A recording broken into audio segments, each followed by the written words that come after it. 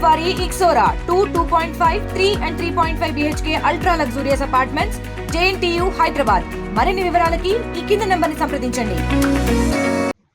మన అజిత్ దోవల్ గారిని, ఆ తర్వాత మిస్త్రీ గారిని, జయశంకర్ గారిని, వీరందరినీ మీటింగ్ పెట్టి ఎయిర్పోర్ట్లోనే ఏం చేయాలి, ఎలా ముందుకు వెళ్ళాలి అన్న దాని గురించి. ఎందుకంటే లీడర్ యొక్క ప్రవర్తన ఏదైతే ఉంటుందో ఇటువంటి సంఘటన తర్వాత that will send a message, అది ఒక సందేశాన్ని పంపుతుంది ఆ ప్రాంతానికి. వీఆర్ ప్రిపేర్డ్ అన్న ఒక సందేశం.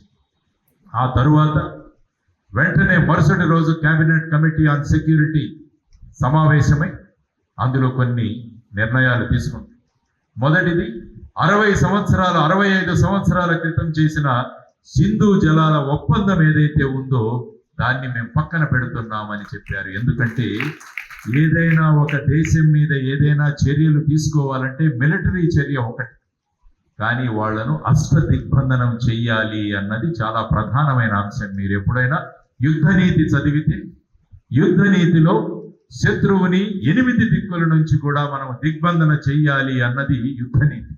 అందులో భాగంగా ఈ సింధు జల వాటర్ ట్రీటీ ఏదైతే ఉందో, సంధి ఏదైతే ఉందో దాన్ని పక్కన పెట్టాం. దీనివల్ల ఏమవుతుంది అంటే పాకిస్తాన్కు మన పశ్చిమ నుంచి తూర్పుకు వెళ్లే నదులు ఏవైతే ఉన్నాయో అవి మన దగ్గర నుంచి వెళుతున్నాయి. ఆ నదులను కనుక మనము నియంత్రించగలిగితే అక్కడ వాళ్లకు వేసవి కాలంలో కావలసిన నీరు ఏదైతే ఉంటుందో అది ఈ నీళ్ల నుంచి రావాలి. అంటే ముఖ్యంగా మనం ఖరీఫ్ అనుకుంటాం. ఆ సందర్భంగా కావలసిన నీళ్ళన్నీ కూడా భారతదేశం చేతిలో ఉంది. కాబట్టి భారతదేశం ఆ విధంగా ఆ నీటిని నివారిస్తుంది అని స్పష్టంగా చేయడం జరిగింది. వాళ్ళు ఏమన్నారంటే మీరు దాని మీద ప్రాజెక్టులు కట్టాలి, దానికి చాలా సమయం పడుతుంది అంటే మరుసటి రోజు మన జలశక్తి మినిస్టర్ సిఆర్ పాటిల్ గారి ఆధ్వర్యంలో జరిగిన మీటింగ్లో ఏం నిర్ణయించారు తెలుసా?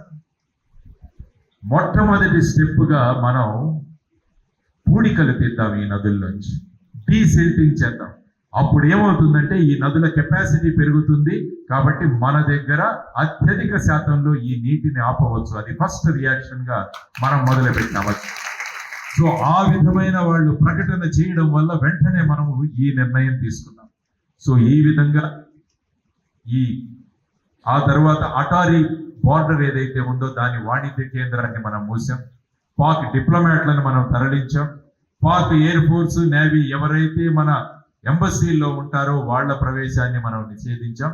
తర్వాత ఎవరైతే పాకిస్తాన్ వీసాలతో ఇక్కడ ఉన్నారో, లాంగ్ టర్మ్ వీసా కావచ్చు, షార్ట్ టర్మ్ వీసా కావచ్చు, మెడికల్ వీసాస్ కావచ్చు, వీరందరూ కూడా భారతదేశాన్ని విడిచి వెళ్ళిపోవాలి అని చెప్పి వాళ్ళు ఒక ఆదేశం ఇవ్వడం జరిగింది. అందులో ఇప్పుడు చూస్తున్నారు మీరు పేపర్లో ఎంతమంది బయటికి వస్తున్నారు, ఎంతమంది భారతదేశం మీద మెడికల్ కు ఆధారపడి ఉన్నారు.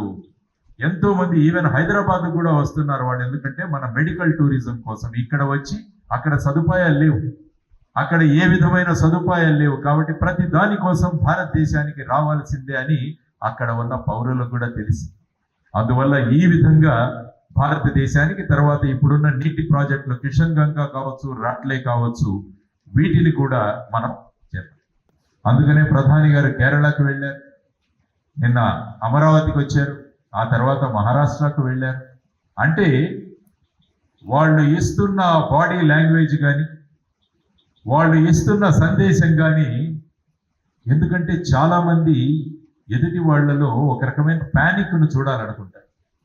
అంటే పాకిస్తాన్ ఈ విధంగా సృష్టిస్తే వీళ్ళు ప్యానిక్గా మారిపోయి అన్ని ట్రిప్పులు క్యాన్సిల్ చేసుకొని ఢిల్లీలోనే ఉంటూ మీటింగుల మీద మీటింగులు పెట్టుకుంటే అప్పుడు వాళ్ళకి ఏమనిపిస్తుందంటే మా వల్ల వీళ్ళు చాలా భయపడి ఉన్నారు అన్న ఒక భావన సృష్టించడం. ఇది సైకలాజికల్ గా ప్రెషర్ పెట్టే ఇది ఇప్పుడు భారతదేశం రివర్స్ లో సైకలాజికల్ ప్రెషర్ పెడుతుంది వాళ్ళని.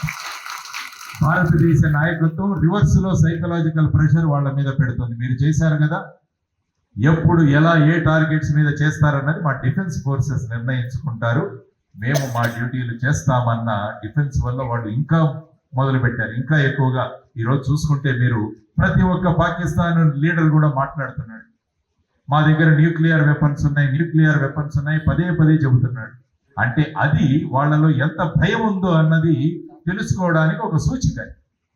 సాధారణంగా వ్యక్తి తన దగ్గర ఉన్న తనకు కాన్ఫిడెన్స్ ఉంటే నా దగ్గర ఇది ఉంది అది ఉందని చెప్పడు. నేను ఎప్పుడైతే ఓడిపోతానన్న భయం నాలో ఉంటే నా దగ్గర ఇది ఉంది అది ఉందని చెబుతాడు. అదే పరిస్థితిలో పాకిస్తాన్ ఉంది. కాబట్టి ఇది మనం గుర్తుంచుకోవాలి. తర్వాత న్యూక్లియర్ వెపన్స్ గురించి కూడా ఒక 2 నిమిషాలు మాట్లాడతాను నేను. ఎందుకంటే 2 దేశాల దగ్గర కూడా అణ్వస్త్రాలు ఉన్నాయి. ఈ అణ్వస్త్ర ప్రయోగం అన్నది కూడా ఒక ప్రోటోకాల్ ప్రకారం జరుగుతుంది. భారతదేశం యొక్క ప్రోటోకాల్ అంటే అందులో నో ఫస్ట్ యూజ్ అన్నది భారతదేశ ప్రోటోకాల్. అంటే భారతదేశం ఎప్పుడూ కూడా మొదటిగా తన న్యూక్లియర్ వెపన్లను ఉపయోగించింది. కానీ ఎవరైనా ఉపయోగించే ప్రయత్నం చేస్తే దానికి సమాధానంగా భారతదేశం కూడా అణ్వస్త్రాలను ఉపయోగించడానికి ఎక్కడా కూడా వాళ్ళు వెనకాడరు అన్నది మన సిద్ధాంతం. అదే పాకిస్తాన్కి వెళితే వాళ్ళకి నో ఫస్ట్ యూజ్ అన్న సిద్ధాంతం లేదు. వాళ్ళు అంటే దే కెన్ యూజ్ ఇట్ అన్నది కూడా ఒకటి ఉంది. కాబట్టి ఇది కూడా మనకు తెలియాలి, ఈ 2 విషయాలు.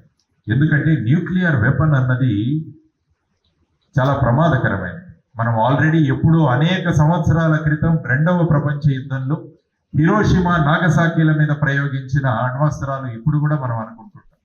ఇప్పుడు కూడా అక్కడ ఏం పెరగదు. అక్కడ ఎంతో మంది అశువులు బాశారు.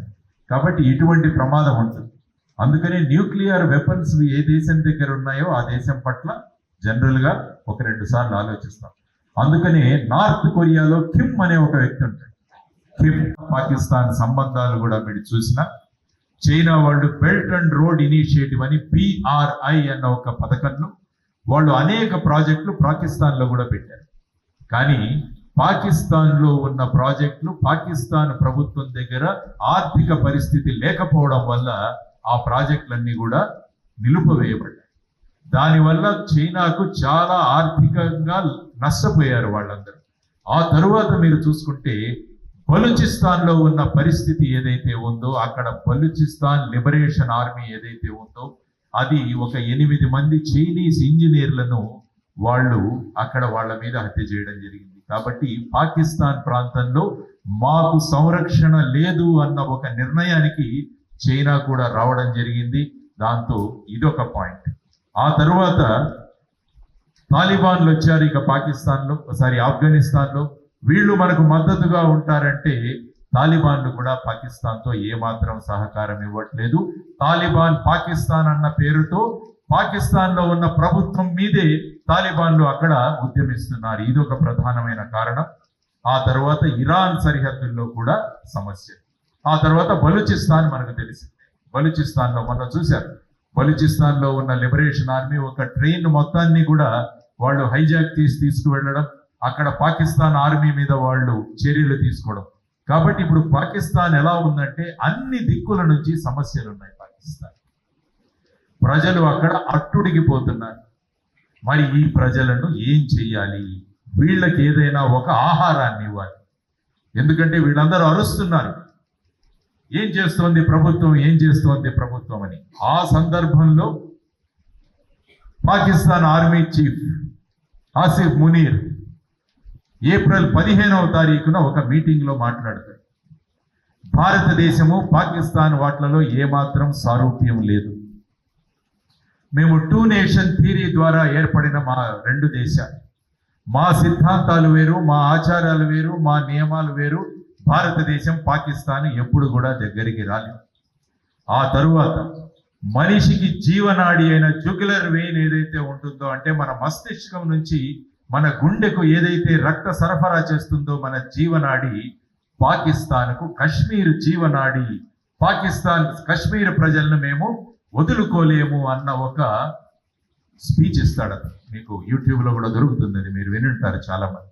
అంటే ఈ విధమైన భావనలు వాళ్ళలో తయారు చేసి పాకిస్తాన్ ISI వాళ్ళ ప్రోత్బలంతో పహల్గావ్ అనే ప్రాంతంలోకి వెళ్ళి ఏప్రిల్ 22న ఏదైతే సంఘటన జరిగిందో దీనికి వెనకాల ఉన్న ప్రధానమైన కారణాలు ఇవన్నీ కూడా.